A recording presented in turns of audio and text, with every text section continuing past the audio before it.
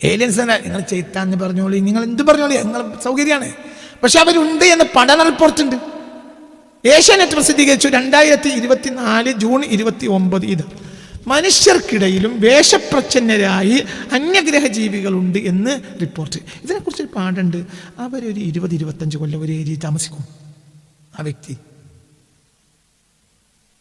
ഈ വ്യക്തിക്ക് 1000-2000 ഒക്കെ വയസ്സുണ്ടാവും. തിരിഞ്ഞിട്ടില്ല. ആ വ്യക്തി ഈ ഭൂമിയിലെ വ്യക്തിയല്ല. ഇവിടെ വന്നു, ഇവർക്ക് കണക്ഷൻ ഉണ്ടാവും. ഇവിടുന്ന് ഇങ്ങനെ ഇവിടുത്തെ സ്പൈ ആയിരിക്കും, ചാരൻ. അവർ നാട്ടിൽ അവരിൽ 10-20 കൊല്ലം ജീവിക്കും. പിന്നെ ഓനാണ് കാണാനില്ലാതെയായി. മൂപ്പര് എല്ലാവരോടും പറഞ്ഞാണ് ഞാൻ പോകുകയാണ്, എനിക്ക് പിന്നെ ഗൾഫിൽ നിന്ന് ഒരു കത്ത് നിൽക്കണം, അല്ലെങ്കിൽ പിന്നെ കാനഡയിൽ ജോലിയുണ്ട് പോകും. ഓൻ കാനഡയിലല്ല, ഓൻ വേറെ പുറത്ത് പാർക്കും. ഇവർക്ക് എന്നൊരു വയസ്സായിരിക്കും.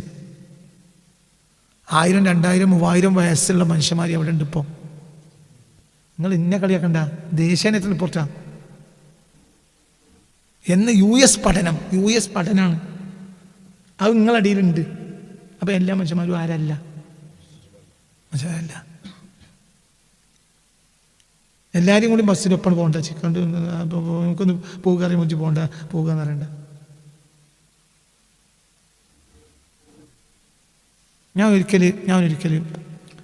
ഞാനൊരിക്കൽ ഒരു 15-20 കൊല്ലം മുമ്പാണ് ഞാനൊരിക്കൽ എനിക്ക് തോന്നുക, ഞാൻ എന്താ പറയുക, പാലയിലാണോ അങ്ങനെ അവിടെ ഒരു സ്ഥലത്ത് ഒരു 20 കൊല്ലം മുമ്പ് ഒരു ബസ് സ്റ്റാൻഡിൽ നിൽക്കുക. അപ്പോൾ ഒരു മനുഷ്യനോട് വന്ന് പറഞ്ഞു നമുക്കൊരു ചായ കുടിക്കല്ലേ.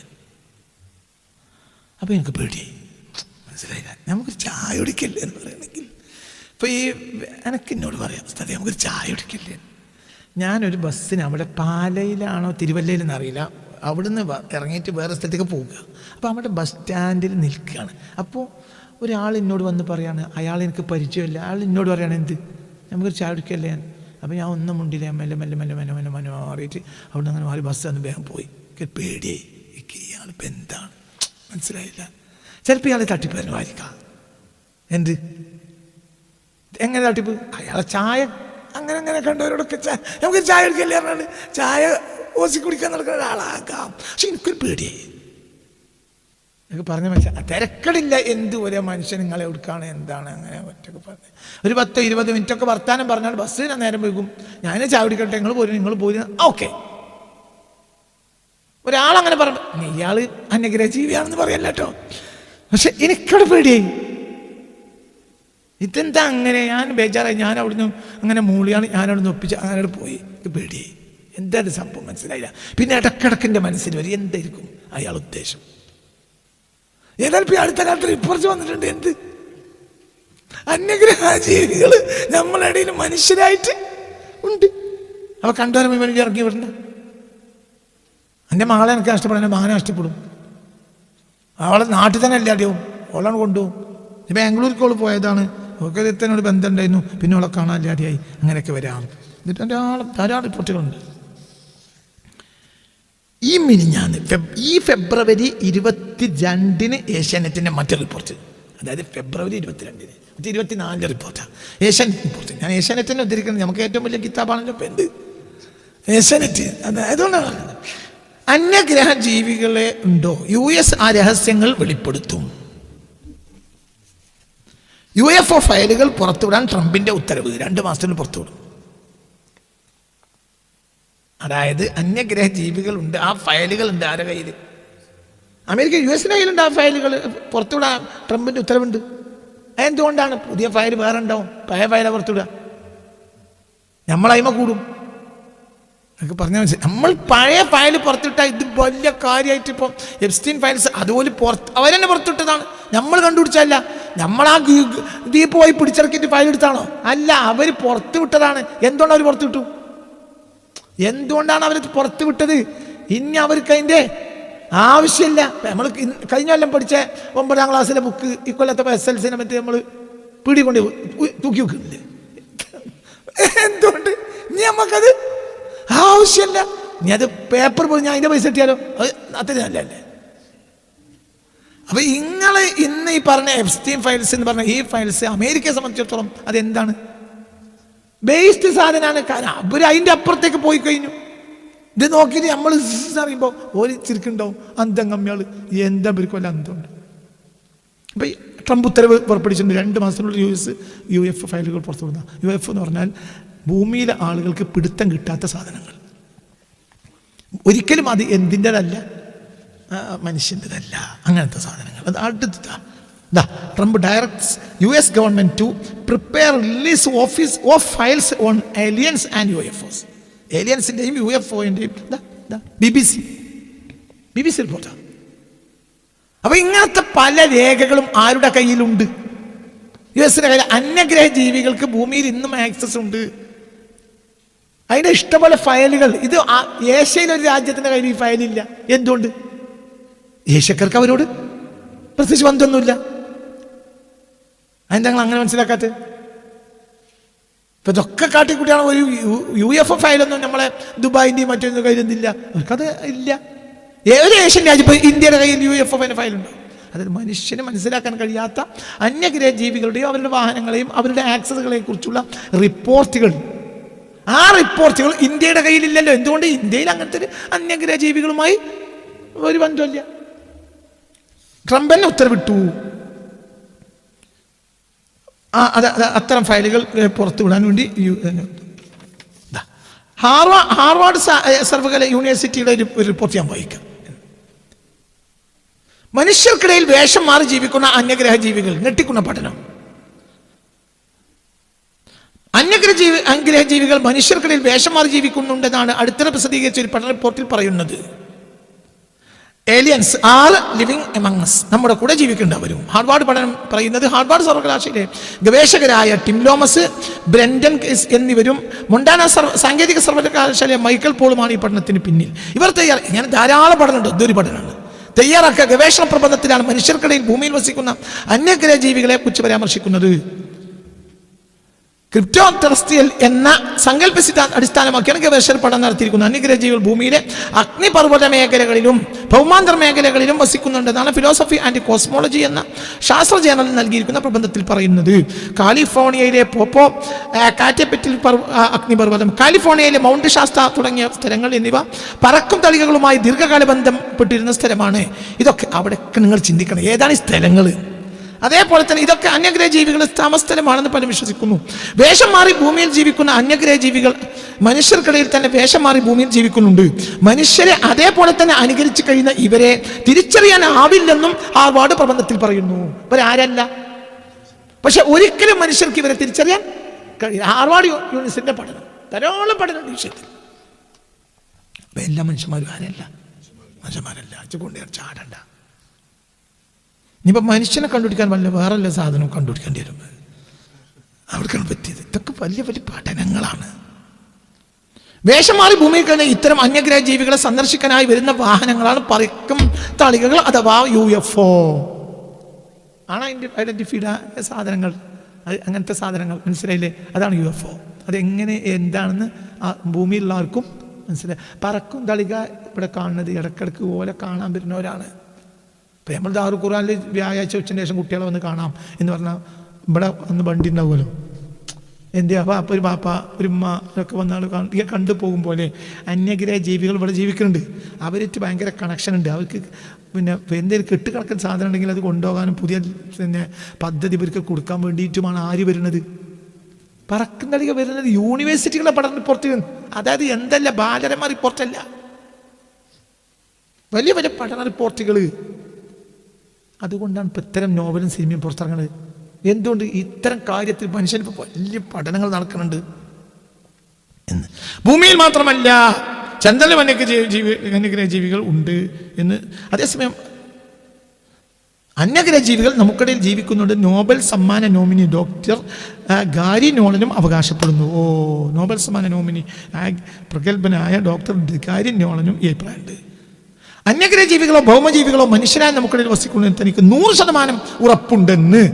അന്യഗ്രഹ ജീവികളോ ഭൗമ ലോകത്തിന്റെ വേറെ ഡയമെൻഷനിലുള്ള ജീവികളോ മനുഷ്യരായി നമുക്കിടയിൽ വസിക്കുന്നുണ്ടെന്ന് തനിക്ക് 100% ഉറപ്പുണ്ടെന്ന് നോബൽ സമ്മാന നോമിനി ഡോക്ടർ ഗാരി നോളൻ അടുത്തിടെ അവകാശപ്പെട്ടു എന്ന്. ഭൂമിയിൽ അവർ വളരെ വിവേകത്തോടു കൂടെയാണ് കഴിയുന്നത് ഈ ബുദ്ധിയുള്ള ജീവരൂപങ്ങൾ മനുഷ്യൻ്റെ വേഷം ധരിച്ച് പലപ്പോഴും നേരിട്ട് ഇടപെടുന്നതിന് പകരം ഇടനിലക്കാരെയോ ഏതെങ്കിലും നൂതന ബുദ്ധിശക്തിയെ ഉപയോഗപ്പെടുത്താൻ സാധ്യതയുണ്ട്. അപ്പം അവർ ഉപയോഗപ്പെടുത്താൻ സാധ്യതയുണ്ട്. നൂതന ബുദ്ധിശക്തി ഏതാണ് നൂതന ബുദ്ധിശക്തി? ഇപ്പം എയും മനുഷ്യൻ തമ്മിൽ യുദ്ധം ഉണ്ടാകാൻ സാധ്യതയുണ്ടെന്ന് അനവധി ശാസ്ത്രകാരന്മാർക്ക് പറയുന്നുണ്ട്. എന്തുകൊണ്ട്? ഈ AI എന്നത് ഒരു ബ്രിഡ്ജാണ്. ആരുടെയും മനുഷ്യൻ്റെയും അന്യഗ്രഹ ജീവികളുടെ ഇടയിൽ ഏലിയൻ ഇതിൻ്റെ ഉള്ളിൽ പ്രവർത്തിക്കുന്നുണ്ട്. ഇതുമായി ബന്ധപ്പെട്ട് ഈ സിദ്ധാന്തം മനുഷ്യന് കൊടുത്താൻ ആരായിരിക്കും? ഏലിയൻസ് ആയിരിക്കും.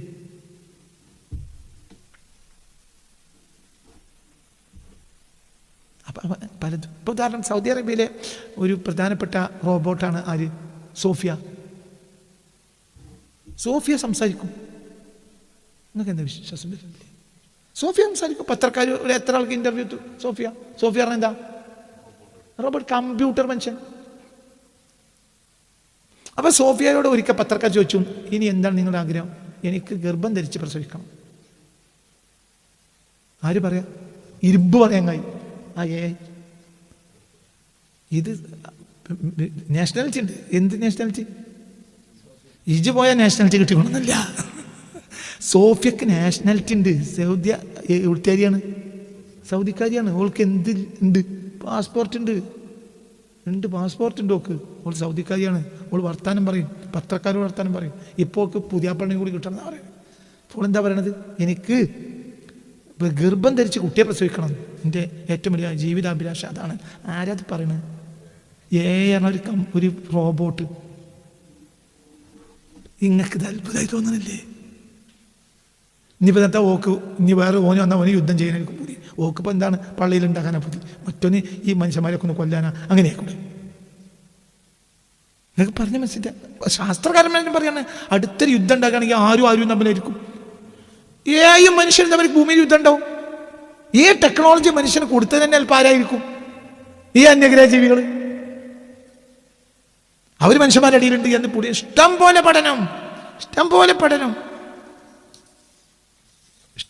പഠനം ഈ വിഷയത്തിൽ വന്നിട്ടുള്ളത്. ഇനി നമുക്ക് അമേരിക്കൻ പ്രസിഡന്റുമാരെ പറ്റി പറയാം.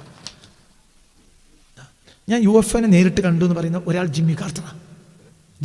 ഞാൻ നേരിട്ട് അന്യഗ്രഹ ജീവികളെ അവരെ വാഹനം ഞാൻ നേരിട്ട് കണ്ടിട്ടുണ്ട് എന്ന് 1969 ജോർജിയയിൽ വെച്ച് ആകാശത്ത് തിളങ്ങുന്ന ഒരു നിഗൂഢ വസ്തു ഞാൻ കണ്ടതായി പറഞ്ഞു എന്ന്. അത് UFO ആണ് എന്ന് അദ്ദേഹം പറഞ്ഞു. അതുകൊണ്ട് ഇനി ഒരിക്കൽ UFO കണ്ടു എന്ന് പറയുന്നവരെ ഞാൻ പരിഹസിക്കില്ല. അമേരിക്കൻ പ്രസിഡന്റായ ആരുടെ റിപ്പോർട്ട്? Jimmy quarter. ഇനിയിപ്പോൾ ഈ ഫയൽസൊക്കെ കൂടിയിട്ടാണ് ഇനി ആര് പുറത്തുവിടുക? അമേരിക്ക പുറത്തുവിടുക. റൊണാൾഡ് റീഗൻ പറയുന്നുണ്ട്, അമേരിക്കൻ പ്രസിഡന്റ്. കാരണം UFO കണ്ടതായി അവകാശപ്പെട്ട മറ്റൊരു പ്രസിഡന്റാണ് റൊണാൾഡ് റീഗൻ. 1974 ഒരു വിമാനയാത്രക്കിടെ കാലിഫോർണിയയിൽ വെച്ച് അതിവേഗത്തിൽ സഞ്ചരിക്കുന്ന നിഗൂഢ പ്രകാശം കണ്ടതായി അദ്ദേഹം പറഞ്ഞു. 1987 ഐക്യരാഷ്ട്രസഭയിൽ നടത്തിയ പ്രസംഗത്തിൽ അന്യഗ്രഹ ജീവികളിൽ നിന്നുള്ള ഒരു ഭീഷണി ഉണ്ടായാൽ ലോകം ഒന്നിക്കും എന്നൊരു അഭിപ്രായം അദ്ദേഹം പറഞ്ഞു. ബരാക് ഒബാമ ഇതേ അഭിപ്രായം പറയുന്നുണ്ട്. അന്യഗ്രഹ ജീവികൾ ഉണ്ടെന്ന് താൻ വിശ്വസിക്കുന്നതായി ഒബാമ അടുത്തിടെ 2026 ഈ ഫെബ്രുവരിയിൽ പറഞ്ഞിട്ടുണ്ട്. ബിൽ ക്ലിന്റൺ ഇതേ അഭിപ്രായമുണ്ട്. ഇപ്പം ആർക്കുണ്ട്? ട്രംപിനുണ്ട്. ഒന്നും ചെയ്യാൻ പറ്റൂല. എന്താ ഇവരെ പ്രസിഡന്റുമാർക്ക് മാത്രം ഇങ്ങനെ സോക്കട്? മനസ്സിലായില്ല. അവർക്കാണ് ഇവരേറ്റ് ബന്ധം. ഒരു കഞ്ചാവലി ഞങ്ങളെ നാട്ടിൽ വന്നാലും ഓന ആ മൂല്യരെ എവിടെയെന്നല്ല തിരിയ. ഓനിങ്ങനെ നോക്കുക, ഓനെ തിരിയും ചെയ്യും. ആരെ? അർപ്പ്. നിങ്ങൾക്ക് പറഞ്ഞത് മനസ്സിലായോ? എൻ്റെ വീട്ടിലൊരു ഫംഗ്ഷൻ ഉണ്ടായപ്പോൾ ഒരു 10-15 കൊല്ലം മുമ്പാണ്. ഫംഗ്ഷൻ ഉണ്ടായപ്പോൾ നമ്മളെ നാട്ടിലെ ഒരു കഞ്ചാവലിയൻ നമ്മളെ പരിയിൽ. അപ്പോൾ അതിനോട് അവിടെ ഫംഗ്ഷന് വേണ്ടി വിരുന്ന കൂട്ടത്തിലൊരു ബാല്യക്കാരൻ, എന്തോ ഒരു മുടിയാഴ്ചയിലോ മറ്റോ ആണ്. അപ്പോൾ ഓന് തമ്മിൽ വർത്താനത്തോട് വർത്താനം. നമ്മൾ ഓനോട് വർത്താനം തന്നെ പറയലില്ല. ആരോട്? ഓനാരാ? കഞ്ചാവലിയാണ്. പക്ഷെ ഓൻ നമ്മളെ പരിയിൽ മൂല്യരെ പരിയായിട്ട് ഓനൊരു പേടിയില്ല. എന്തുകൊണ്ട്? നമ്മൾ ഒന്നും അറിയില്ല, ഇവൻ അറിയും. കാരണം ഇവൻ ആരാണ്? ഈ വന്ന ഇവൻ ആരാ? മനസ്സിലായില്ല. അപ്പൊ നമുക്ക് മനസ്സിലായി ഇവൻ ആരായിരിക്കും? കഞ്ചാവലിയ. അപ്പൊ ബന്ധപ്പെട്ട് നോക്കുമ്പോ കൂട്ടത്തിൽ കൂടി പോകുന്നതാണ് ഓന. മറ്റേ അങ്ങനെ അഭിപ്രായം ഉണ്ടായിട്ടൊന്നുമല്ല എന്ന് പറഞ്ഞു. അത് കഞ്ചാവലിയനെ തിരിയും, കള്ളനെ തിരിയും. അപ്പൊ അവരുടെ ആളുകളോട് ബന്ധപ്പെടും. അതിന് പറ്റിയ ആളുകൾ അവരെ ഏരിയയിലുണ്ടാവും, ഒക്കെ അടിയിലുണ്ടാവും. പല യുദ്ധങ്ങളുണ്ടാക്കുന്ന ഏലിയൻസ് ആയിരിക്കും. ഇപ്പൊ ഇറാന്റെ പ്രശ്നം വരെ ഇറാൻ മനസ്സിലാണ്ട് പറഞ്ഞത്, അതിൻ്റെയൊക്കെ പിന്നിൽ ആരുണ്ടാവും? US ഇവരെ ഉപയോഗപ്പെടുത്തുന്നുണ്ടാവും. തിരിഞ്ഞിട്ടില്ല. US പറയാണല്ലോ ഇപ്പൊ എന്ത് ഇങ്ങനെ അന്യഗ്രഹ ജീവികൾ ഉണ്ട്. ഇപ്പൊ കണ്ടുപിടിച്ചാൽ തന്നെ അതൊക്കെ നമ്മൾ നേരത്തെ പറഞ്ഞിട്ടില്ല എന്ന് പറഞ്ഞാൽ പോരെ. ഒരുത്തനും മനസ്സിലായില്ല. ഒരുത്തന് എന്ത് ചെയ്തു, വേറൊരു ഭാഷയിലുള്ള ഒരു മുതലാളിൻ്റെ കീഴിൽ ജോലി ചെയ്യുന്ന ഒരുത്തൻ, മുതലാളി അറിയാതെ എല്ലാ ദിവസവും ഒരു $100 എടുക്കും. അപ്പോൾ ഇവൻ്റെ ഭാഷയിൽ മലയാളത്തിൽ പറഞ്ഞ് ഞാൻ 100 രൂപ എടുത്തിട്ടാന്ന് പറഞ്ഞ് പോരും ചെയ്യും. അവസാനം ഇപ്പം കള്ളനാണെന്ന് തെളിഞ്ഞപ്പോൾ ഭയങ്കര പ്രശ്നം ഉണ്ടാക്കിച്ച് കള്ളൻ. അപ്പം എന്താ പറഞ്ഞു, ഇതിപ്പോൾ ഞാൻ എന്നും നിങ്ങളോട് പറയണില്ലേ, മനസ്സിലായത്? $100 ദിവസത്തിന് കക്കും. എന്ത് രണ്ടാളും 2 റൂമിലേക്ക് പോകുമ്പോൾ ഇന്നും ഞാൻ 100 രൂപ എടുത്തിട്ടോന്നും. അപ്പൊ മറ്റോ എന്താ ഇതിപ്പൻ്റെ ഒരു ദിക്റാണ് എന്നാകുമ്പോൾ മറ്റോ വിചാരിക്കണത്. അവസാനത്ത് പൊളിഞ്ഞപ്പോൾ മറ്റോ പ്രശ്നം ഉണ്ടാക്കിയപ്പോൾ എന്താ പറഞ്ഞു, ഇതിപ്പോ ഞങ്ങളോട് എന്ന് പറഞ്ഞ കാര്യമല്ലേ, പുതിയൊരു വർത്താനം എന്താ മനസ്സിലാണ്ട് പറയും. ഇങ്ങനെ മനസ്സിലായില്ല. നമ്മക്കത് തിരിയില്ല, അവർക്കിടയിൽ ബന്ധങ്ങളുണ്ടാവും. ആ ബന്ധത്തിലൂടെ ഇവിടെ പലതും ഈ യുദ്ധങ്ങൾ ഇതിൻ്റെയൊക്കെ പിന്നിൽ US ഉണ്ടായിരിക്കും. ഈ കമ്മ്യൂണിക്കേഷൻസ് അവർക്കിടയിൽ നടക്കുകയും ചെയ്യും. അത് പറയും വേണ്ട. മരിച്ചുപോയ ഭാഷയാണ് ഹിബ്രു മരിച്ച ഒരു ഭാഷ. ഇന്ന് ഇസ്രായേൽ എന്ന രാജ്യത്തിലെ കുട്ടിയും വലുതൊക്കെ ഉപയോഗിക്കുന്ന ഭാഷ ഏതാ? എങ്ങനെ ഞാൻ പറയാ, ഏലിയൻസ് അല്ലാതെ പഠിപ്പിച്ചിട്ടുണ്ടാവില്ല. അല്ലാതെ ഭാഷ എങ്ങനെ തിരിച്ചുകൊണ്ടില്ല. നിങ്ങൾ ഇതിൻ്റെ കൂടെ ഉണ്ടോ? ഞാൻ പറയാൻ മനസ്സിലാണ്ടോ? ഇന്ന് ലോകത്ത് ഹിബ്രു മരിച്ച ഭാഷയാ. പക്ഷെ ഇന്ന് ഇസ്രായേൽ 20-ാം നൂറ്റാണ്ടിലാണ് ഇസ്രായേൽ ഇതിന് വേണ്ടി പണിയെടുക്കുന്നത്. അതത് വളർത്തിക്കൊണ്ടുവന്നു. ഹിബ്രുവിൽ എഴുതപ്പെട്ട രഹസ്യരേഖകൾ അവരുടെ കയ്യിലുണ്ട്. ഈ രഹസ്യരേഖകൾ പലതും അവിടുന്ന് കണ്ടുകിട്ടി. എത്രത്തോളം എന്ന് പറഞ്ഞാൽ ഡെഡ് സീ ചാവുകടലിന്റെ അടിയിൽ നിന്ന് അവർ മാന്തിയെടുത്തു ചില രേഖകൾ. ആ രഹസ്യരേഖകൾ അവരുടെ കയ്യിലുണ്ട്. ഇന്നും പുറത്തു വിട്ടിട്ടില്ല. ആ രേഖകൾ മുഴുവനും എന്തിലാണ്? ഹിബ്രുവിൽ. ഏതോ നൂറ്റാണ്ട് സഹസ്രാബ്ദങ്ങൾക്ക് മുമ്പ് മരിച്ചുപോയ ഭാഷ. ഇപ്പൊ അവരത് കണ്ടെടുത്തു.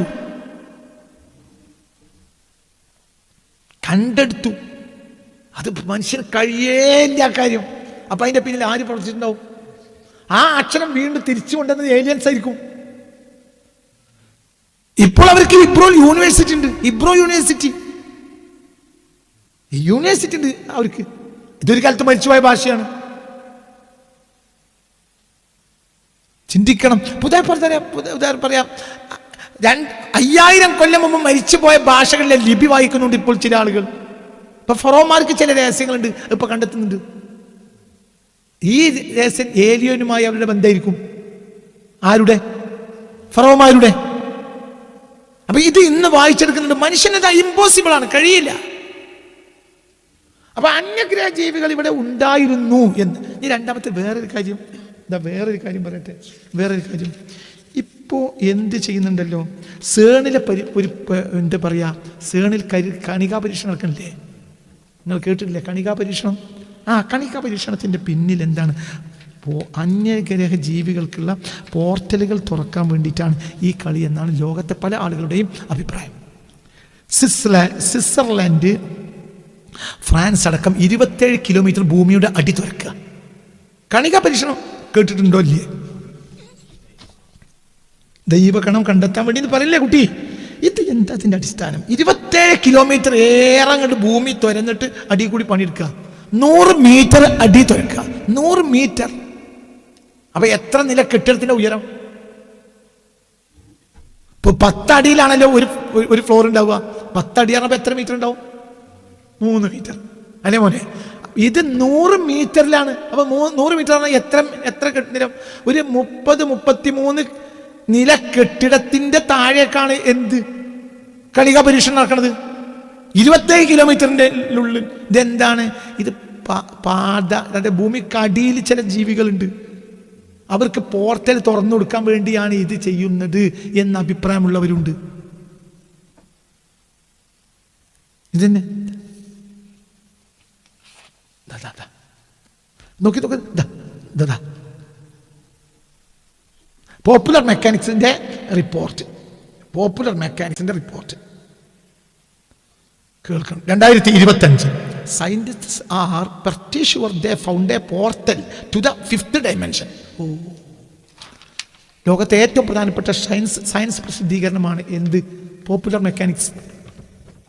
മനസ്സിലായില്ല എന്നൊക്കെ പറഞ്ഞ സാങ്കേതിക വിദ്യയിലെ ഏറ്റവും പ്രധാനപ്പെട്ട റിപ്പോർട്ടുകൾ വരുന്ന ഒരു മാഗസിനാണ് എന്ത്?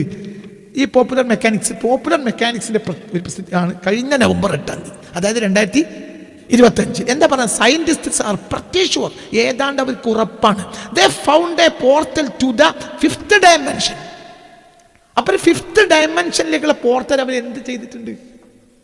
കണ്ടെത്തി. മനസ്സിലല്ലേ എന്ന് സയൻസ് ലോകത്തിന് ഏകദേശം ഉറപ്പാണ്. പോർട്ടൽ. അപ്പൊ എന്താ അവരുടെ ലക്ഷ്യം? ഈ പോർട്ടൽ പറഞ്ഞാൽ ഭൂമിയിലെ ആളുകൾക്ക് ആക്സസിനല്ല, പിന്നെ പറയും ഇതിനടിയിൽ വേറെ ചില ലോകങ്ങൾ താമസിക്കുന്നുണ്ട്. പാതാളം. ഏത് മതത്തിൽപ്പെട്ടാലും ഒരു അഭിപ്രായമാണല്ലോ എന്ത്?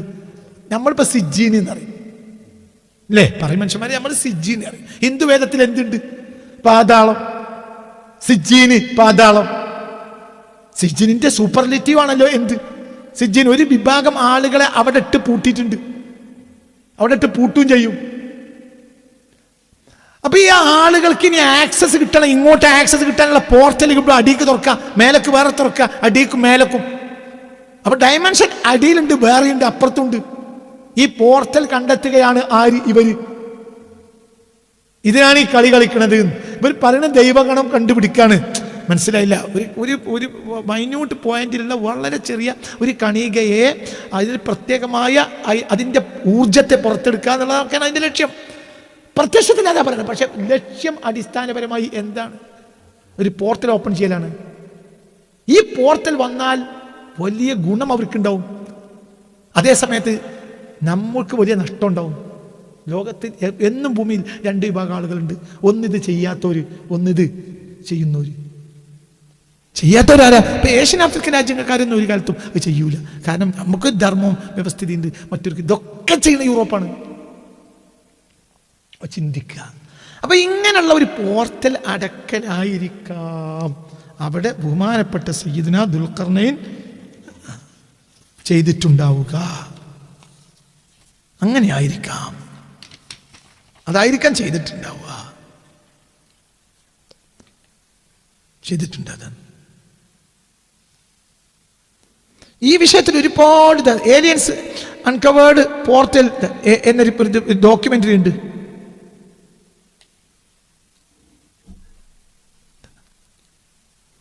ഏലിയൻസ് അൺകവേർഡ് പോർട്ടൽ എൻകൗണ്ടേഴ്സ് എന്ന ഒരു ഡോക്യുമെന്ററി ഉണ്ട്. ആ ഡോക്യുമെന്ററിയിലെ പ്രധാനപ്പെട്ട വിവരമാണ് എന്ത്? ഇവർ ഈ വിഷയത്തിൽ ഇപ്പോൾ വളരെ വലിയ പഠനം ഇതിൽ നിന്ന് പുറത്ത് വന്നിട്ടുണ്ട്. അതായത് അരിസോണ മരുഭൂമിയിലാണ്. അരിസോണ മരുഭൂമി എന്ന് പറഞ്ഞാൽ പ്രത്യേകിച്ചും ഒരു ഗേറ്റ് വേ ആണെന്നാണ്. അരിസോണയിലെ മരുഭൂമിയിൽ ചരിത്രകാരന്മാരും ശാസ്ത്രജ്ഞന്മാരും കുഴപ്പിക്കുന്ന പല നിഗൂഢതകളും ഉണ്ട്. പുരാതന കാലം മുതൽക്ക് ഈ സ്ഥലത്ത് അന്യജീവികളുമായി ബന്ധമുണ്ടെന്ന് പറയപ്പെടുന്നു. ഇത് ഡോക്യുമെന്ററിയാണ്. അതായത് ആ ഡോക്യുമെന്ററി ഞാൻ കണ്ടു. ഈ ഡോക്യുമെന്ററി ഞാൻ കണ്ടു. മനസ്സിലായില്ലേ? ഏലിയൻസ് അൺകവേർഡ് പോർട്ടൽ എൻകൗണ്ടേഴ്സ് എന്നുള്ള ആ ഡോക്യുമെന്ററി ഞാൻ ഈ അടുത്ത കാലത്ത് കണ്ടിട്ടുണ്ട്. അതിൽ അനുഭവം പറയാം ഓരോരുത്തർ. അതായത് ഈ മരുഭൂമി ഇന്ന സ്ഥലത്ത് നിന്നാൽ പിന്നെ ചില സന്ദർഭങ്ങളിലൊക്കെ മറ്റു പല ആളുകളും വരും. അവർ വരുന്ന ഞങ്ങൾ അച്ഛന്മാർ പറഞ്ഞിട്ടുണ്ട്. അരിസോണ മരുഭൂമി അമേരിക്കയിലെ പ്രധാനപ്പെട്ട മരുഭൂമിയാണ്. എന്ത്? അരിസോണ മരുഭൂമിക്ക് അന്യഗ്രഹ ജീവികളുമായി ബന്ധമുണ്ട്. ഒരു പോർട്ടലായിരിക്കും അത്. അവിടെ നിന്ന് ഇത്തരം എന്താ പറയുക, ഇത്തരം സാധനങ്ങൾ പലപ്പോഴും കണ്ടെത്തിയിട്ടുണ്ട്. അപ്പം അതിൽ ആ ഡോക്യുമെൻ്ററി എന്ന് പറഞ്ഞാൽ സിനിമയല്ല, എന്ത് അനുഭവങ്ങൾ വിശദീകരിക്കുക അതിൽ പറയുന്നുണ്ട്. അപ്പോൾ അതിൽ പറയുന്നത് മിസ്റ്റിക്കൽ ലാൻഡ്സ്കേപ്പ്. അരിസോണയിലെ മരുഭൂമിയിൽ ചരിത്രകാരന്മാരെയും ശാസ്ത്രജ്ഞരെയും കുഴപ്പിക്കുന്ന പല നിഗൂഢതകളുമുണ്ട്. പുരാതന കാലം മുതൽക്ക് ഈ സ്ഥലത്തിന് അന്യഗ്രഹ ജീവികളുമായി ബന്ധമുണ്ടെന്ന് പറയപ്പെടുന്നു. അദൃശ്യമായ പ്രപഞ്ചത്തിന്റെ മറ്റൊരു ഭാഗത്ത് നിന്ന് ഭൂമിയിലേക്ക് വരാൻ ഉദ്ദേശിക്കുന്ന അന്യഗ്രഹ ജീവികൾ ഒരു ഗേറ്റ് വേ ആയി ഈ മലനിരകളെ ഉപയോഗിക്കുന്നുണ്ടോ എന്നതിനെ കുറിച്ചുള്ള സൂചനകൾ ശാസ്ത്ര ഗവേഷകർ ഇതിൽ അന്വേഷിക്കുന്നു. കാണാതാവുന്ന ആളുകൾ ഈ പ്രദേശത്ത് നിരവധി ആളുകൾ ദുരൂഹ സാഹചര്യത്തിൽ കാണാതാകാറുണ്ട്. എവിടെ? അരിസോണയിൽ. ഇത്തരം പോർട്ടലുകളിൽ അകപ്പെടുന്നത് കൊണ്ടാണോ എന്ന ചോദ്യം ഈ ഡോക്യുമെന്ററി ഉയർത്തുന്നു. അതായത് ഇവരെ ഏലിയൻസ് എന്ത് ചെയ്യും? കൊണ്ടുപോകും. എന്ന്. ഗോൾഡ് മൈനിൽ തേടി പോകുന്ന കഥകൾ ഇതെല്ലാം ഉൾപ്പെടുത്തിയ ഒരു വിശാലമായ ഒരു വളരെ വിശദമായ ഒരു എന്താ പറയുക ഒരു ഡോക്യുമെൻ്ററിയാണ്. ഞാൻ ആ ഡോക്യുമെൻ്ററി കണ്ടു. ഞാൻ പല ആളുകൾ അഭിപ്രായം പറയുന്നുണ്ട്, അപ്പം ഞാൻ നീട്ടി പറയുന്നില്ല. ഒരുപാട് ഈ വിഷയത്തിൽ സ്റ്റാർഗേറ്റ്സ് എന്ന ഒരു ഫിലിം വന്നിട്ടുണ്ട് പിൽക്കാലത്ത്. ഇതിലൊക്കെ ചർച്ച ഇതാണ്. ഒരു ഫോർട്ട് സ്റ്റാർഗേറ്റ്സിലെ ഒരു രംഗാണിത്. ഈജിപ്തിലെ പോർട്ടിൽ തന്നെ ഇതൊരു പോർട്ടലാണ്. ഇതിപ്പോൾ ഒറിജിനൽ അല്ല കേട്ടോ, ഇതൊരു സിനിമ രംഗത്ത് ഞാൻ എടുത്തുകൊണ്ടാണ്. അതായത് ഇതൊരു പോർട്ടലാണ്. ഈ പോർട്ടൽ ഇത് തൊപ്പിട്ട ആളുകളെ കണ്ടില്ലേ, ഈജിപ്തിലാണ്. അതിൻ്റെ അപ്പുറത്തൊരു ലോകമാണ്. ഇതിൽ കൊണ്ട് പോയാൽ വേറെ ലോകത്തെത്തും, വേറെ ലോകത്തെത്തും. ബ്ലാക്ക് ഹോൾ എന്ന് പറഞ്ഞാൽ ഒരു ഒരു ഒരു ഒരു ഒരു ഹോം ഹോൾ, ഒരു ലോകത്തേക്കാണ് പോകും. അങ്ങനെ അതെ ഗ്രഹം മാത്രമല്ല, വേറെ ഡയമെൻഷൻ അങ്ങനെ വരും. ആയിരക്കണക്കിന് പ്രകാശവർഷങ്ങൾ അപ്പുറത്തുള്ളതിലേക്ക് പോകാനും കഴിയും. ഏതായാലും ഇപ്പൊ ശാസ്ത്രലോകം എന്ത് അംഗീകരിച്ചു? ഇപ്പൊ ഇത്ര നമ്മൾ വായിക്കണ്ടുള്ളൂ. എന്ത് ഭൂമിയിൽ നമ്മൾ മനസ്സിലാകാത്ത സ്ഥലത്ത് മറ്റുള്ള ഡയമെൻഷനിലോ ഗ്രഹങ്ങളിലോ താമസിക്കുന്നവർക്ക് ഇവിടെ വരാനുള്ള പോർട്ടലുകൾ പഴയ കാലത്ത് ഭൂമിയിൽ എവിടെയും പലയിടത്തും ഉണ്ട്. അവരുമായി ഇഷ്ടം പോലെ ആക്സസ് അക്കാലത്ത് ഭൂമിയിൽ നടക്കാറുണ്ട്. ഇക്കാലത്ത് അത് കുറഞ്ഞു. ഖുർആൻ അത് പറയും ചെയ്തു, ഇതൊരാൾ അടച്ചതാണ്. അപ്പൊ നമുക്ക് ഇപ്പൊ ഈ പോർട്ടലായിരിക്കാം എന്ത് ദുൽഖർനൈൻ അടച്ചിട്ടുണ്ടാവുക എന്ന് ഉത്തരത്തിലെത്തി. അപ്പൊ പിന്നെ ഒരു ചോദ്യം ഞാൻ അവിടെ ഉണ്ട്, എന്തുണ്ട് പിന്നെ അതിനെന്തിനാ ഇരുമ്പും ചെമ്പും എന്തിനാണ്? അതൊരു അലോയാണ്, ഒരു ലോഹക്കൂട്ട്. നിങ്ങൾ ഇതിന്റെ കൂടെ ഉണ്ടെങ്കിൽ ഞാൻ അത്ഭുതകരമായ ഒരു കാര്യം പറഞ്ഞുതരാം. എന്തിന് ലോഹക്കൂട്ട് വേണ്ടി വരും? ഉദാഹരണം പറയാം. അത് ഏത് ഏത് ഏത് പോർട്ടൽ അടക്കണമെങ്കിലും ഈ ലോഹത്തിന്റെ അലോയ് വേണം. ഉദാഹരണം പറയാം. സാറ്റലൈറ്റുമായിട്ട് നിങ്ങളുടെ മൊബൈലിന് കണക്ഷൻ അല്ലേ? ആ കണക്ഷൻ നിങ്ങളെ സ്വിച്ച് ഓഫ് ആക്കേണ്ടതില്ല. എനിക്ക് ഒരു ജാമറൂടെ കൊണ്ടുവച്ചാൽ മതി. ആ ജാമറിന്റെ പരിധിയിൽ മുഴുവനുമുള്ള ഒരു പോർട്ടൽ, അതായത് നിങ്ങൾക്ക് ഒരു പ്രത്യേക അകലത്തിലുള്ള പോർട്ടലുള്ള മൊത്തം ആക്സസിനെ നിഷേധിക്കും. എന്ത്? ഈ ജാമർ. എന്താ ഈ ജാമർ? ഒരു ലോഹക്കൂട്ട് ആണോ? അല്ലേ? അപ്പൊ ഒരു ലോഹം മറ്റൊരു ലോഹമായി പ്രത്യേക തരത്തിൽ കൂട്ടുമ്പോൾ അത് ജാമറാക്കാൻ പറ്റും. ഇതറിയുന്ന ആളായിരിക്കും ആര്? ദുൽഖർനൈൻ. അല്ലാതെ നിങ്ങൾ വിചാരിച്ച ഇരുമ്പും കൂടി ചെമ്പോയിക്കലല്ല, അത് അലോയാണ്. ലോകത്തെ ഏറ്റവും വലിയ രഹസ്യമാണ്. ഫൈറ്റർ ജെറ്റ് വിമാനങ്ങൾ ആരുടെ കയ്യിലില്ല? ഇറാന്റെ കയ്യിലില്ല. ഉണ്ടെങ്കിൽ ഇതിപ്പോ അവസാനിച്ചു. എന്തുകൊണ്ടില്ല? അതിന്റെ അലോയി അവർക്കറിയില്ല. അവർക്ക് എന്തേ അറിയുള്ളൂ? കയറി വന്നാൽ മിസൈൽ ഇടുക. മിസൈൽ ഇങ്ങനെ ഉണ്ടാക്കും, വിടും. അമേരിക്കക്ക് മിസൈലിന് ആവശ്യമില്ല. എന്തുകൊണ്ട്? അവർക്ക് അതിൽ എന്തുണ്ട്? ഫൈറ്റർ ജെറ്റ് ഉണ്ട്. എന്താ ഫൈറ്റർ ജെറ്റ്? ലോഹാണോ? അല്ലേ? പക്ഷെ എന്താ റഡാറിന് കണ്ടുപിടിക്കാൻ കഴിയില്ല. റഡാറിന് കണ്ടുപിടിക്കാൻ ഇതിനെ കഴിയില്ല. എന്തുകൊണ്ട്? അതിൻ്റെ മുകളിൽ ഒരു ലോഹം പൂശിയിട്ടുണ്ട്. ആ ലോഹത്തിലേക്ക് റഡാറിൻ്റെ സിഗ്നൽ വന്നാൽ ആ സിഗ്നലിന് അതെന്ത് ചെയ്യും? നേരെ ഒബ്സർവ് ചെയ്യും. മനസ്സിലായില്ല? അത് നേരെ ഇങ്ങോട്ട് സ്വീകരിക്കും. ഉദാഹരണം, റഡാർ സിഗ്നൽ കൊടുക്കണമെങ്കിൽ ആ സാധനത്തിൽ പോയി തട്ടിയിട്ട് സെൻറ്ററിലേക്ക് തിരിച്ചു ചെല്ലണം. അപ്പോഴാണ് ഇന്നാലിൻ്റെ സാധനം ഇവിടെ വരുന്നുണ്ട്, അപ്പോഴേ മറ്റൊരു മിസൈലിന് ഇവരെ അടിക്കാൻ പറ്റുള്ളൂ. എന്നൊക്കെ പറഞ്ഞാൽ മനസ്സിലായോ? വേറെ സ്കഡിന് ഇതിനെ വന്ന് അടിക്കണമെങ്കിൽ ഈ സിഗ്നൽ ആര് കൊടുക്കണം? റഡാർ കൊടുക്കണം. അതിന് റഡാറിൻ്റെ സിഗ്നൽ വരുമ്പോഴത്തേന് ആ സിഗ്നലിനെ നേരെ ഇതെന്തിയും സ്വീകരിക്കും. അങ്ങനത്തെ ലോഹക്കൂട്ടാണ് ആരുടെ കയ്യിലുള്ളത്? ഈ ഫൈറ്റർ ജെറ്റുമുള്ളത്. അത് അവർക്കേ അറിയൂ, അമേരിക്കക്കും റഷ്യക്കും മാത്രം. അതുകൊണ്ട് അവരുടെ കയ്യിലേ എന്തുള്ളൂ? ഫൈറ്റർ ജെറ്റുള്ളൂ. 1, 2 ഒരു ലോഹക്കൂട്ട്. അവർ 1000, 5000 സെൽഷ്യസിൽ വരെ ഉരുകൂല. അങ്ങനത്തെ ഒരു ലോഹക്കൂട്ടുണ്ട്. അത് രഹസ്യമാണ്. ആരുടെ? അമേരിക്കയും റഷ്യക്കും അറിയുന്ന രഹസ്യമാണത്. ആ രഹസ്യത്തിന്റെ പിന്നിൽ ആരും അള്ളാഹു ആയാലും എല്ലാം കൂടി നിങ്ങൾ എന്തു പറയണ്ട, മനുഷ്യൻ കണ്ടുപിടിച്ചു എന്ന് പറയാൻ എളുപ്പമുണ്ടല്ലോ. ഇത് കണ്ടുപിടിച്ചാവൂല, പറഞ്ഞു കൊടുത്താവും.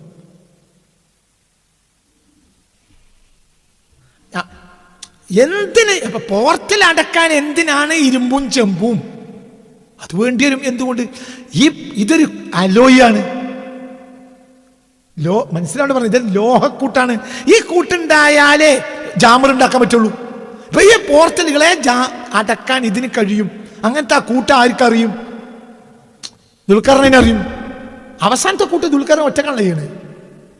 ആ തുണി നിങ്ങൾ ഇതിന്റെ കൂടെ അല്ല, ആ തുണി സുബറൽ ഹദീദ് ഇരുമ്പിന്റെ പാളി കൊണ്ടുവരി.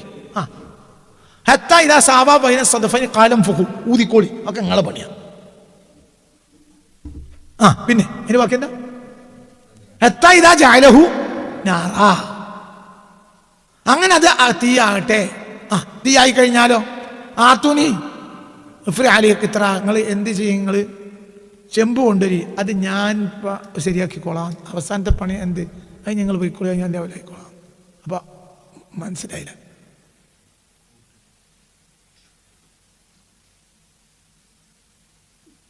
നിങ്ങൾക്ക് പറഞ്ഞ അതറിയില്ല. അത് നിങ്ങൾ പോയിക്കോളാം, അത് ഞാൻ ഒറ്റയ്ക്ക് ചെയ്യാം. മറ്റൊക്കെ നിങ്ങളതാണ്, കൂട്ടിൻ്റെതാണ്. നിങ്ങളെൻ്റെ കൂടെ ഇല്ല. ആ തുണി ഇത്ര പിന്നെ ഞാൻ ഒഴിച്ചോളും, നിങ്ങൾ പോയിക്കോളി. മറ്റൊക്കെ നിങ്ങൾ ചെയ്തോളി, ഒക്കെ നിങ്ങളെ പണിയാണ്. പിന്നെ ലാസ്റ്റ് കൂട്ടിൻ്റെതുമാണ്, രഹസ്യമാണ്. എന്ത് അങ്ങനെയല്ലേ അതിനർത്ഥം? നമ്മളെ പേരിൽ ഒരു 10-15 കൊല്ലം മുമ്പ് ഒരു വൈറ്റ് വാഷ് നടക്കുന്ന സമയത്ത് ഒരു നല്ല മനുഷ്യനുണ്ടായിരുന്നു. അത് നല്ല ചിത്രകാരനാണ്. അപ്പോൾ ചിത്രമൊന്നുമല്ല, ഭംഗിയായിട്ട് പെയിൻ്റ് ഒരു പ്രത്യേക രൂപത്തിൽ ഉപയോഗിച്ചാൽ പിന്നെ നല്ല ഭംഗിയുണ്ടാവും. അപ്പോൾ ഇയാൾ എന്ത് ചെയ്തെന്ന് അറിയോ? ഒരു ദിവസം അത് അവിടെ ചെറിയ വൈറ്റ് വാഷ് ചെയ്താണ്ട് ഇട്ടു. അത് ഞാൻ ഒറ്റയ്ക്ക് ചെയ്തുകൊണ്ട് നിങ്ങൾ പോയിക്കൊള്ളുന്നതാണ്. ആരോട് പറഞ്ഞു? മറ്റു പണിക്കാരോടൊക്കെ പറഞ്ഞു. അങ്ങനെ ഞങ്ങൾ പിന്നെ നിങ്ങളെ ആരും പരിയില്ലാത്ത ദിവസം ഞാനത് ചെയ്തോളാം. അപ്പോൾ നമുക്കൊരു കല്യാണം ഉണ്ടായിരുന്ന ദിവസം നമ്മൾ പ്രധാന മുറി മൂപ്പർക്ക് തുറന്നിട്ട് കൊടുത്തുകൊണ്ട് പോയി. വന്നപ്പോഴത്തേനും നമ്മളെ ഓഫീസ് മുറി അതിമനോഹരമാക്കി വെച്ചിട്ടുണ്ട്. എങ്ങനെ മൂപ്പർ പറഞ്ഞു തന്നില്ല, മനസ്സിലായില്ല. അത് മൂപ്പരെ സ്വന്തം, അതാൾക്ക് മൂപ്പരോട് പറഞ്ഞു കൊടുക്കില്ല. അത് ഭംഗിയായി. അതെങ്ങനെ 10 മിനിറ്റ് കൊണ്ട് ചെയ്തതാവും. അതിൽ പ്രത്യേക രൂപത്തിൽ സംവിധാനിച്ചിട്ടുണ്ട്, ഭംഗി. അത് ഒരാൾക്കറിയുന്ന കഴിവാണ്. ഇതുവരെയുള്ളതൊക്കെ നിങ്ങളതാണ്. അത് കഴിഞ്ഞിട്ട് ലാസ്റ്റ് ഇൻ്റെതുമാണ്. അതൊരു അപ്പം ഈ അലോയി ആർക്ക് മാത്രമേ അറിയുള്ളൂ. ദുൽഖർനൈന് അയാൾ അടച്ചു, കഴിഞ്ഞു, അത് ജാമായി. അവിടെ ജാമറ, അല്ലാതെ മതിലല്ല. മതിലെങ്ങായി ആർക്കാ കയറി ചാടാൻ പറ്റാത്ത? മതിലുണ്ടാക്കിയ കയറി ചാടിയില്ല. നീ യമന്നാളുമ്പോ പൊട്ടുമ്പളെ കയറി. അയ്യേ, എന്ത് വർത്തനാണ് പറയുന്നത്? അത് ജാമറാവാനേ തരമുള്ളൂ. അന്നത് പഠിക്കാൻ കഴിയൂല. കാരണം അങ്ങനത്തെ സംവിധാനം അന്ന് ഇല്ല. ഇനിയിപ്പോൾ ഇന്ന് പഠിക്കുമ്പോഴത്തേക്ക് നിങ്ങൾ ഞാൻ ചീത്ത അറിയരുത്. പഠിക്കുക എന്നുള്ളതൊരു നന്മയാണ്. ഞാൻ ഇവിടെ ആസാന്നൊക്കെ ആസറ്റ് പറഞ്ഞത് നിങ്ങൾ പോലത്തെ പോലെ പേടിച്ചിട്ടാണ്. ഇമ്മാമാൻ്റെ മാല കളവായപ്പോൾ ഉമ്മാമ എന്ത് പറഞ്ഞു? പഠിച്ചോനെ ആർക്ക് കിട്ടിയാലും മോയർക്ക് കിട്ടാതെ കിട്ടിയതാണ്. അപ്പോൾ ഇമ്മാമാനോട് ചോദിച്ചു, എന്ത് ഇമ്മാമ, മോയർക്ക് നല്ല ആളല്ലേ? അപ്പം എന്താണ്? ഓനൊക്കെ ഹലാലാക്കാൻ പല വകുപ്പുണ്ടാവും.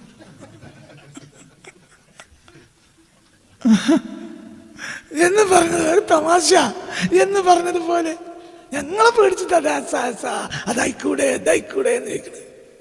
ഇത് ഗവേഷണ. അത് പറഞ്ഞാൽ മനസ്സിലായോ? അപ്പൊ ഇത് ഒരു കാരണവശാലും ഒരു കൽമതിലാവാൻ തരമില്ല, ഒരിക്കലും ഇല്ല. ഇപ്പം അത് വെളിവാകുന്നുണ്ട്. ഇപ്പം അത് കാര്യങ്ങൾ നന്നായി നമ്മൾക്കത് മനസ്സിലാക്കാൻ ഇപ്പം നല്ല കാര്യങ്ങൾ. സ്റ്റാർ ഗേറ്റുകളും പുരാതന ചരിത്രവും ഈജിപ്തിലെ പിരമിഡുകൾ അല്ലെങ്കിൽ മെക്സിക്കോയിലെ മായൻ സംസ്കാരങ്ങൾക്ക് മുന്നിൽ അന്യഗ്രഹ ജീവികളുണ്ട് ഞാൻ വിശ്വസിക്കുന്നത്. ഇവർ ഉപയോഗിച്ചിരുന്ന സ്റ്റാർ ഗേറ്റുകൾ ഭൂമിയിൽ പലയിടത്തും ഉണ്ടായിരുന്നുവെന്നും അവ വഴി ഇവർ പോയി വന്നിരുന്നുവെന്നുമാണ് ശാസ്ത്രജ്ഞന്മാരുടെ അഭിപ്രായം. അപ്പൊ എന്തുണ്ട്? വാതിലുകൾ, പോർട്ടലുകൾ.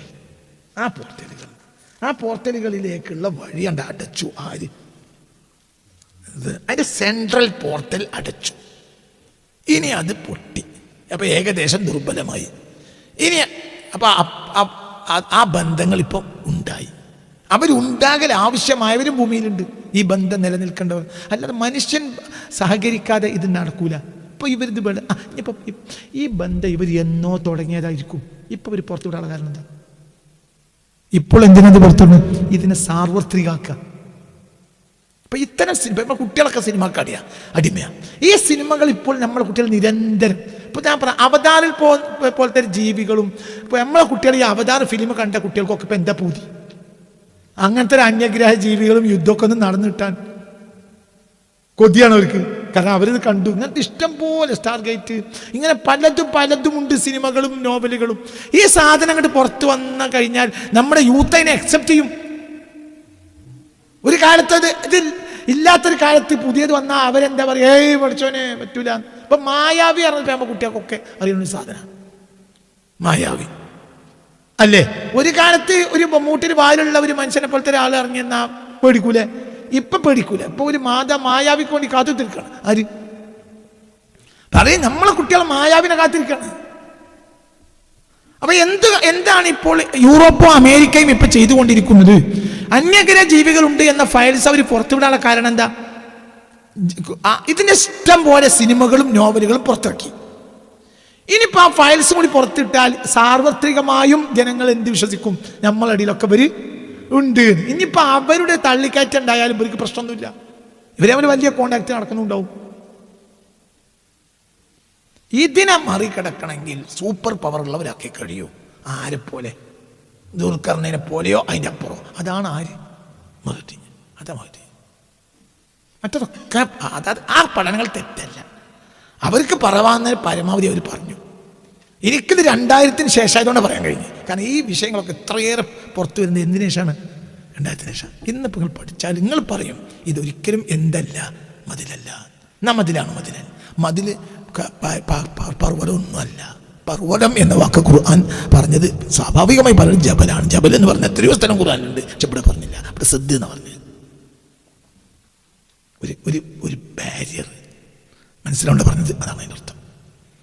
ഇനിയും ഇൻഷാ അല്ലാഹ് ഞാനൊരു വിശദീകരണം ഉണ്ട്. അപ്പം അതിൻ്റെ സയൻറ്റിഫിക്കലി ടെക്നിക്കലി കാര്യങ്ങൾ പറഞ്ഞു തരിക എന്നാണ് ഇന്നത്തെ ക്ലാസ്സിൻ്റെ ഉദ്ദേശം. ഇതിൻ്റെ മൂന്നാമത്തെ ആമുഖമാണ് ഇന്ന്. ഒരു പക്ഷെ നാളെ ഞാൻ മറ്റൊരു ഭാഗം പറയും, അല്ലെങ്കിൽ നമ്മൾ സൂറത്തിൻ്റെ തുടക്കം മുതൽ വിശദീകരിക്കും ഇൻഷാ അല്ലാഹ്. അല്ലാഹു തആല നമ്മളെ സഹായിക്കട്ടെ. മറ്റൊരു ദിവസം മറ്റൊരു വിശദീകരണം നടത്തും. ചിലപ്പോൾ ആമുഖത്തിൻ്റെ മറ്റൊരു ഭാഗമായിരിക്കും ഒരു പക്ഷെ. അല്ലെങ്കിൽ നമ്മൾ ഇൻഷാ അല്ലാഹ് നമ്മളത് പിന്നെ സൂറത്ത് ആരംഭിക്കുകയും ചെയ്യും. ഏതായാലും ഇതൊരു വളരെ അത്ഭുതകരമായ, ഏതായാലും ഈ സൂറത്ത് നിങ്ങൾ കണ്ടില്ല, അൽ കഹ്ഫ് സൂറത്താണ്. ഖുർആന്റെ നാട്ടുക, ഇങ്ങോട്ടും ബന്ധം ഇങ്ങോട്ടും ബന്ധം, അതല്ലേ നടു. ഇപ്പോൾ ഖുർആന് നമ്മൾ പഴയകാലത്തെ അച്ചടിയിൽ നമ്മൾ നൂലിട്ട് കെട്ടുക. ഏറ്റവും വലിയ നൂല് എവിടെ ഇരിക്കുക കിടക്കുക? കാല അലം. അതേതാ ആയത്ത്? ഏതാ സൂറത്ത്? അൽ കഹ്ഫ്. നിങ്ങൾ പറഞ്ഞത് മനസ്സിലായില്ല. ഖുർആന്റെ സെൻട്രലാണ് എന്ത്? അൽ കഹ്ഫ്. മൊത്തം ഖുർആനുമായി ബന്ധമുള്ള സൂറത്താണ് എന്ത്? അൽ കഹ്ഫ്. ഇവിടുന്ന് അങ്ങോട്ടും അവിടുന്ന് അങ്ങോട്ടും. ഫാത്തിഹ അൽ കഹ്ഫ്. ഫാത്തിഹ എന്താ? സിറാത്തുൽ ലദീന അൻഅംത അലൈഹിം. അൽ കഹ്ഫും സിറാത്തുൽ ലദീന അൻഅംത അലൈഹിം.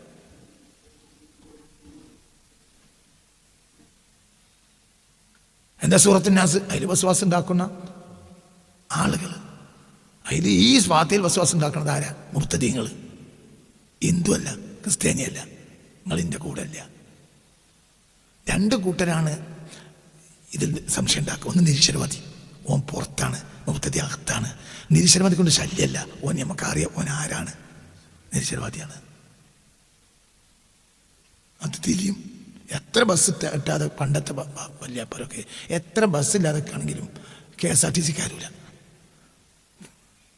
അത് അവിടെ എന്തുകൊണ്ട് നമ്മൾ വിചാരിച്ചെടുത്ത് നിർത്തൂല. ചോപ്പൻ ബസ് കയറാൻ പറ്റില്ല എന്നറിയാം. പറഞ്ഞ് ഞാൻ കേട്ടു. അത് ഊലക്ക് തിരിയും. എന്ത് അതിൽ നമ്മൾ കയറൽ നടക്കും, പക്ഷെ നമ്മൾ വിചാരിച്ചോട്ട് നിർത്തൂല, ഇറങ്ങി നടക്കൂല. അപ്പൊ ഒരു ധാരണ അവർക്ക് കിട്ടി. ഇപ്പൊ നിരീശ്വരവാദിനെ പറ്റി നമുക്ക് ധാരണ ഉണ്ട്, അത് ചോപ്പൻ ബസ്സാണ്, അപ്പൊ നമ്മൾ ആ വണ്ടിയിൽ കയറൂല. അതേസമയത്ത് മുബ്തദീന്റെ വണ്ടിയിൽ നമ്മൾ കയറും. ഈ രണ്ട് കൂട്ടരാണ് പ്രധാനമായും എന്തിൻ്റെ എതിരാളി? ഫാത്തിഹിന്റെ എതിരാളി, അൽ കഹ്ഫിന്റെ എതിരാളി. അൽ കഹ്ഫിന്റെ നടുവിൽ കണ്ടില്ലേ? അൽ കഹ്ഫിന്റെ നടു ഇങ്ങനെയല്ലേ? അല്ല, അത് ഇങ്ങനെ കെട്ടിക്കല്ലേ? അതെന്നെ അൽ കഹ്ഫ്. എങ്ങനെ?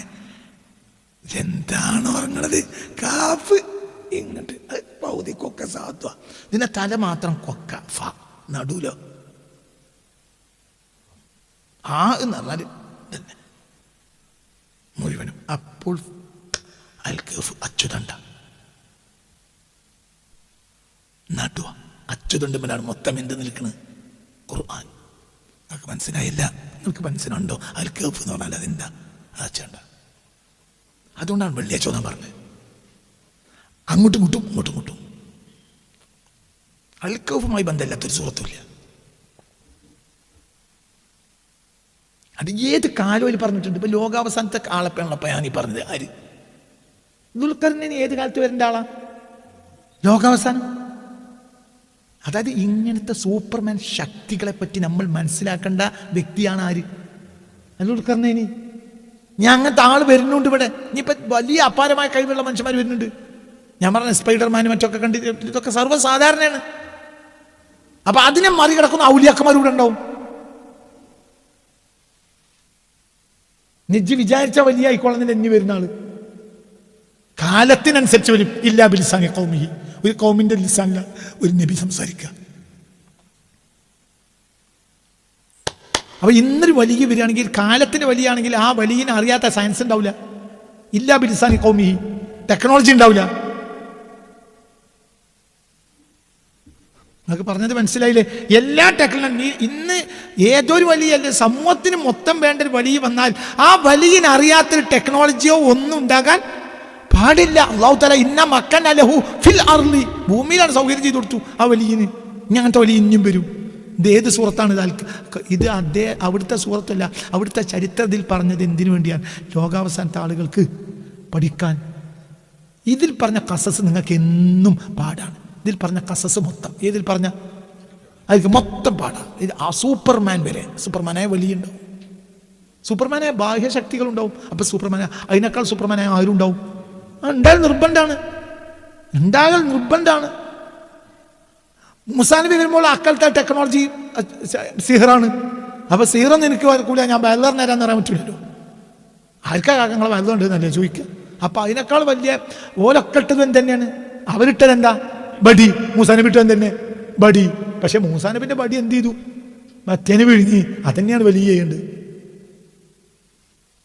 ഇനിയിപ്പോ ഒരു വലിയ വന്നാൽ ആ വലിയ ഇവരൊന്നും ഒന്നും ആവൂല. ഈ അന്യഗ്രഹ ജീവികളൊന്നും അനങ്ങാൻ കഴിയൂല ആ വലിയൊന്നും. അതാണ് ആര്? മഹ്ദി. അപ്പോ ദുൽഖർനൈനിയുടെ ഒരു ആവർത്തനായിരിക്കും ആര്? മഹ്ദി. ദുൽഖർനൈൻ സൂപ്പർമാനാണ്. ഞങ്ങളോട് പറഞ്ഞു വിവിധ ഡയമെൻഷൻസ്. ആ ഡയമെൻഷൻസിന് മനുഷ്യനെ കണ്ടെത്താനുള്ള പണി നടക്കുക. 5th ഡയമെൻഷൻസിലേക്ക് വാതിൽ തുറക്കലാണ് എന്തിൻ്റെ ലക്ഷ്യം? കണികാ പരീക്ഷണത്തിൻ്റെ ലക്ഷ്യം. ആരാ പറയുന്നത്? സയന്റിസ്റ്റുകൾ പറയാണ്, നമ്മൾ പറയല്ല. BBC റിപ്പോർട്ട് ചെയ്തു. അപ്പൊ ചിന്തിക്കണം, തല കൊടുത്ത് ചിന്തിക്കണം. അപ്പോൾ ഇതൊക്കെ മനസ്സിലാവുള്ളൂ. എൻ്റെ മറ്റൊരു ഭാഗം നമുക്ക് നാളെ പറയും. റബ്ബന അലൈക തവക്കൽനാ വഇലൈക അനബ്നാ വഇലൈകൽ മസീർ ഹസ്ബുനല്ലാഹു വനിഅമൽ വകീൽ നിഅമൽ മൗലാ വനിഅമൻ നസീർ വലാ ഹൗല വലാ ഖുവത ഇല്ലാ ബില്ലാഹിൽ അലിയിൽ അളീം.